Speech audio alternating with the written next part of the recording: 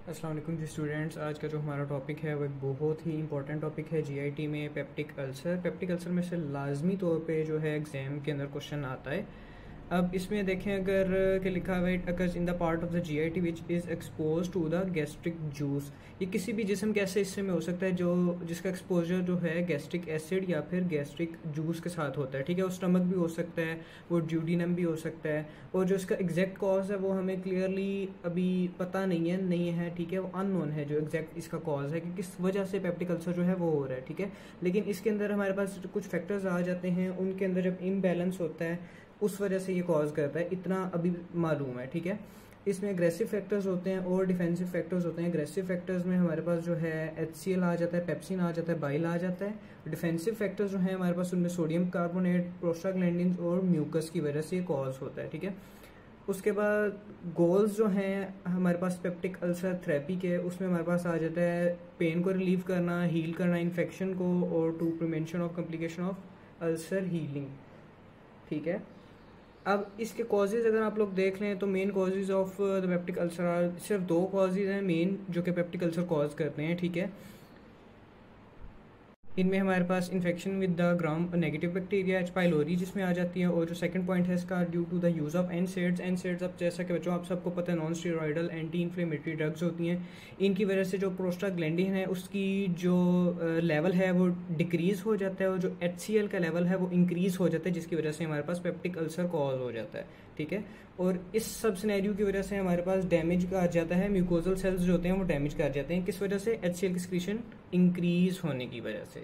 Treatment में इसके पास हमारे पास आ जाता है इनहिबिट करना HCl की प्रोडक्शन को, providing agent that protect mucosa from damage.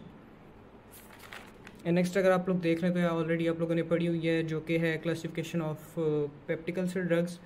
तो नेक्स्ट हम चलते हैं एंटी माइक्रोबियल एजेंट्स की तरफ। वो ऐसे एजेंट्स होते हैं जो कि पेशेंट्स को दिए जाते हैं जिनको पेप्टिक अल्सर होती है। ये उन पेशेंट्स को दी जाती है जिनको पेप्टिक अल्सर कॉज होता है। और अगर हम इसके पास डायग्नोसिस में देख लें तो डायग्नोसिस में हमारे पास स्ट्रोलॉजी आ जाता है, यूरिया ब्रीड टेस्ट आ जाता है। अच्छा, यूरिया ब्रीड टेस्ट में हमारे पास होता क्या है कि हम कार्बन 13 के जो आइसोटोप होता है उसको यूरिया के साथ हम एडमिनिस्टर करते हैं बॉडी के अंदर, ओरली दिया जाता है, ठीक है।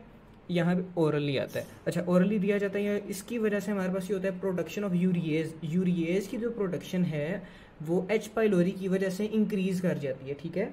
नेक्स्ट अगर हम देखें यूरिएज की वजह से हमारे पास जो कार्बन 13 हमारे पास कन्वर्ट हो जाता है कार्बन 13 प्लस अमोनिया के अंदर, जो कि ट्रांसपोर्ट होता है ब्लड से लंग्स की तरफ, ठीक है। और जब इसकी एक्सहेलेशन होती है हमारे पास तो वो इंक्रीज कर जाता है कार्बन डाइऑक्साइड 13 का जो लेवल है वो इंक्रीज कर जाता है देन जो नॉर्मल हमारे पास कार्बन डाइऑक्साइड होती है उससे।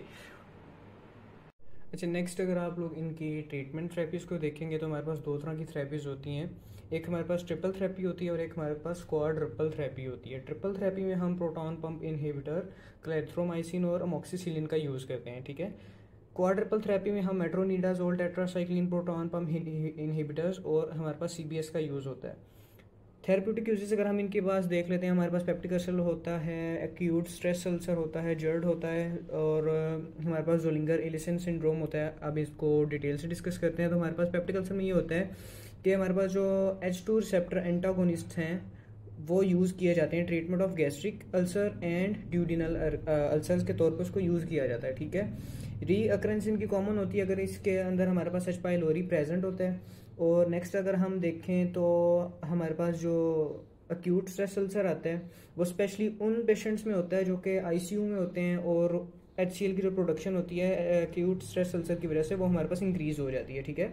लो डोजेज ऑफ H2 एंटागोनिस्ट जो है हमारे पास 50% पेशेंट्स के अंदर जर्ड कॉज कर देते हैं, और जो H2 रिसेप्टर्स होते हैं HCl की सिक्रीशंस को स्टॉप कर देते हैं with in 45 minutes.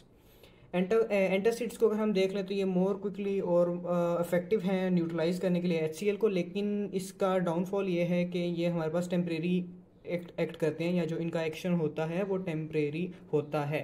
Permanent action के लिए हम जो यूज़ करते हैं वो है ट्रीटमेंट के तौर पर प्रोटॉन पंप इनहिबिटर्स को यूज़ किया जाता है।